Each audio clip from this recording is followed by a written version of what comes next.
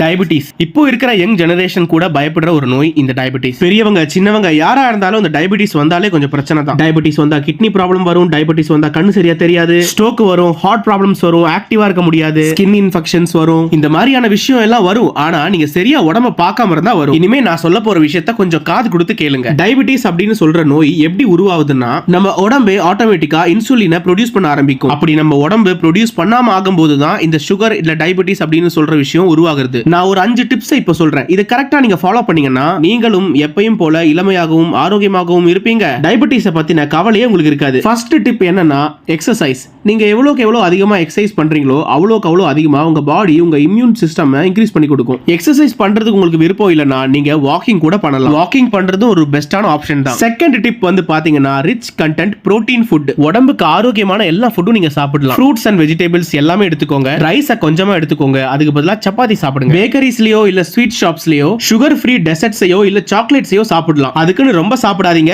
லிமிட்டோட வச்சுக்கோங்க. கீரை வகைகளில் எல்லாத்தையும் சாப்பிடுங்க, எல்லாமே ரொம்ப நல்லது. இந்த ஓட்ஸை மட்டும் சாப்பிடாதீங்க. டிப் நம்பர் 3, நல்லா தூங்கணும். மேக்ஸிமம் 8 ஹவராச்சும் நீங்க ப்ராப்பரா நல்லா தூங்கணும். ஏன்னா நீங்க எவ்வளவுக்கு எவ்வளவு தூங்குறீங்களோ அவ்வளவுக்கு அவ்வளவு உங்க பாடிக்கு நீங்க ரெஸ்ட் கொடுக்குறீங்கன்னு அர்த்தம். அந்த ரெஸ்ட் மட்டும் தான் உங்களை அடுத்த டே ஃபுல்லா ஆக்டிவா வச்சிருக்கும். நீங்களும் அந்த அடுத்த நாள செம்ம ஆக்டிவா இருப்பீங்க. டிப் நம்பர் 4, ஹன் டைம்ல சாப்பிடுறது. ரொம்ப மோசமான ஒரு பழக்கம் இது. மேக்ஸிமம் உங்களோட டின்னரை 8 மணிக்குள்ள முடிச்சிருங்க. அப்பதான் உங்க பாடியில டைஜஷன் ப்ராசஸ் ப்ராப்பரா நடக்கும். இந்த சோஷியல் மீடியாஸ் பார்த்து 2 மணி பிரியாணிலாம் போய் சாப்பிடுறத நிப்பாட்டுங்க. அது உங்க உடம்புக்கு ரொம்ப கெடுதல். டிப் நம்பர் 5, இதுதான் முக்கியமான விஷயம், ஹாப்பினஸ். எப்பயுமே சந்தோஷமா ஜாலியா ஹாப்பியா இருங்க. பிசிக்கல் ஹெல்த்தை விட மென்டல் ஹெல்த் ரொம்பவே முக்கியம். முடிஞ்ச அளவுக்கு வீட்டிலே இருக்காம வெளியே போய் உங்க ஃபேமிலியோட டைம் ஸ்பெண்ட் பண்ணுங்க. இந்த வீடியோவை மறக்காம உங்க ஃப்ரெண்ட்ஸ் உங்க ஃபேமிலிக்கு எல்லாருக்கும் ஷேர் பண்ணுங்க. மறக்காம எல்லாரும் நம்மளோட சேனலையும் சப்ஸ்கிரைப் பண்ணிடுங்க.